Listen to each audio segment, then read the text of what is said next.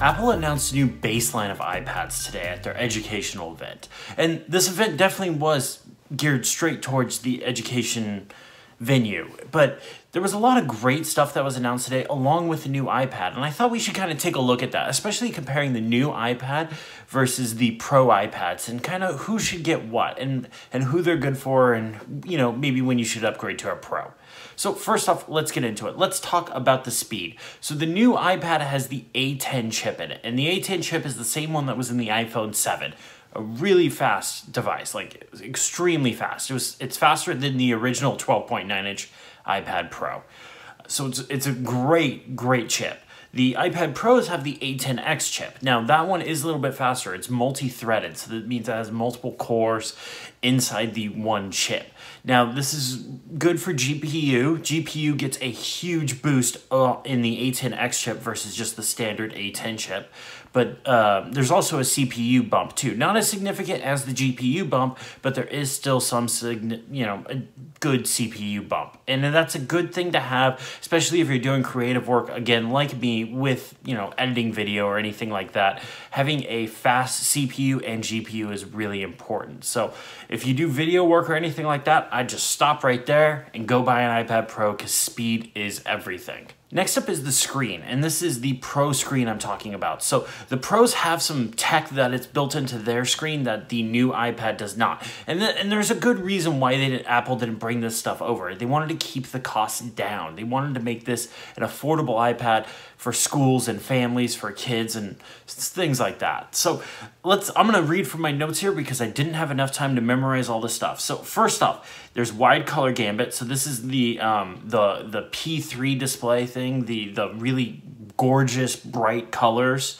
Laminate display. This is what kind of makes it feel like you're actually touching the device, like you're touching the paper or the icons in the iPad. It makes everything look kind of right, like it's right on the screen.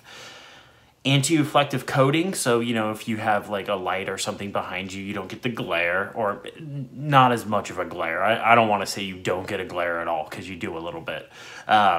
ProMotion, so that's the thing where it makes the display run at 120 hertz, and True Tone, and that's basically what the sensor in the iPad or iPhone that looks at the environment around you and kind of white balances the device. So it'll, if you're in a really yellow room, it'll shift the color range of the device and it'll kind of make it match. This is something I actually turn off because I don't want to be photo editing or editing a video, doing some color correction, and accidentally leave this on and it's on the display and it corrects and I mess up my whole whatever I'm working on. So that True Tone is actually something I turn off. Both the Pro iPads have a physically larger display. So the new iPad has a 9.7-inch display. That's the standard iPad size. That's the same size going all the way back to the first generation iPad that's been the screen size. The Pros have a both 10.5-inch iPad display that you can kind of pick from, and then there's a 12.9-inch display you can pick from, and I use the 12.9-inch one myself. The Pro models also have the Smart Connector. The Smart Connector allows you to hook up to one of the literally 3 keyboards. So this probably isn't that big of a deal unless you really want to use the Smart Connector keyboard from Apple or one of the 2 Logitech Smart Connector keyboards that they have. It's really unfortunate that there isn't more Smart Connector keyboards, but I've talked about enough of that, so I'm going to keep moving on from there. If you want to just use a Bluetooth keyboard with the new iPad, that'll work perfect. I would not say the Smart Connector is something to absolutely a must-have. If you can just get away with a Bluetooth keyboard, save yourself some money. The Pro iPads do have better speakers. So the new iPad just has the traditional 2 speaker ports on the bottom toward where the lightning cable is, or lightning port is, that is. The iPad Pros have 4 speakers, so 2 on each side, and it kind of gives a stereo sound. So the Pros do have better speakers. Again, this is a great feature to have because of the Pro iPad, but it's not something that I would pay the extra money for. It's not something I use often enough. I mostly use headphones all the time. The Pro iPads do have Touch ID version 2, which the new iPad only has Touch ID version 1. So probably not that big of a deal for most people. Touch ID never really worked very well for me to begin with. I love Face ID. I want Face ID on my iPad here soon. But Touch ID, if, you know, the things could be adding up. You may want the smart connector, you may want the speakers, and you may want Touch ID version 2, which is the faster version. It's much faster than version 1. And if those things are adding up for you, the Pro's probably for you. If you don't care about any of those things, still stick with the baseline one. You'll save yourself a lot of money. Both now have the Apple Pencil support. Now this was huge. This was pretty much the biggest point of the whole keynote, is that the new baseline iPad has Apple Pencil support, which I think is great. Now there are a few caveats here. The new iPad has supports for the new Logitech stylus, and I'm trying to pronounce it about 500 times already and I can't pronounce it. It's the thing that you draw with as a kid. Don't know why I can't say crayon.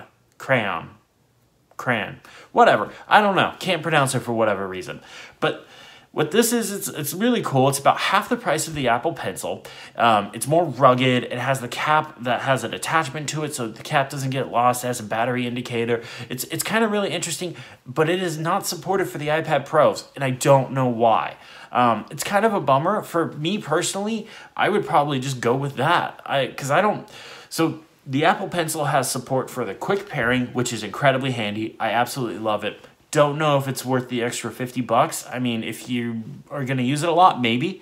And the Crown doesn't also have support for pressure sensitivity. So with the Apple Pencil, the harder you press down, like if you're drawing or something and an application takes advantage of it, the harder you press down, the thicker the pencil stroke will be, the darker the pencil stroke will be. That's a really cool feature if you draw a lot. I do not draw. I cannot draw to save my life. So that's just kind of, you know, I think it's handy if you are an artist and you really need to have that pressure sensitivity feature or something like that. I would definitely go with the Apple Pencil. But this Crayon, which $50 cheaper, and if you're just getting the baseline iPad, I'd go with that. It's really unfortunate Apple isn't bringing support for that to the Pro models, though. My final point for the two iPads, both have great battery life. Both have the Hey virtual assistant command to toggle it remotely. They're just great all around. So if you don't need all those other features that I talked about, if you don't need the super fast CPU, GPU, screen, the smart connector, the speakers, if you don't need any of that stuff, go with the base iPad. That'll save you so much money. It's still a great device. I'm actually thinking about getting one just kind of as a couch walk around iPad, because my 12.9-inch iPad's too big for that. But I'm gonna wait and see what happens in the Pro line of the iPad this year. So what does this all mean for the future of the iPad? Now, this event was definitely geared towards education. It was 100% focused on education. There's a lot of stuff that was announced that I'm not even really talking about because I don't think most of you guys are interested in the education stuff. But Apple really heavily focused on the iPad, and they didn't really talk about the Mac. So what does that mean to me? Personally, I think that means Apple is doubling down on the future of the computer is the iPad. Now that's fantastic for people like us that want to work off of our iPads. That means Apple is finally getting serious about the iPad, and it's gonna make some noise. And I think in this next couple of years, we're gonna see a ton of great stuff for the iPad. And honestly, I think this is gonna be fantastic. I think this is gonna be a great thing. The next step for the iPad has to be, and I cannot stress has to be enough, they need to bring Pro apps to the iPad. Apple has always made Pro apps for the Mac, like Final Cut, Logic, Xcode, things like that, because that's what their community wants to use. That they make terrific applications. And I know Final Cut is one of those ones that it's very, very weighted. A lot of people hate it, a lot of people don't like it, a lot of people hate it. I'm not going to go into that today. But Apple has to prove to third-party developers that applications like that can live on the iPad. It really needs to prove that I can develop apps on the iPad with Xcode. I can make movies on my iPad with Final Cut. I can edit music and podcasts with Logic on my iPad. They need to prove that. That has to be their next step in order to get third-party developers to start making really really complex, really creative apps for the iPad, Apple needs to make that first step. Apple needs to prove that they can live on the iPad. So all in all, I'm very hopeful. I'm incredibly hopeful about the future. I'm excited to see what's going to be happening in June at WWDC. I think the iPad has a lot to offer in the next couple of years, and I'm really, really excited to see where it goes. So thank you guys so much for watching. Have an awesome day.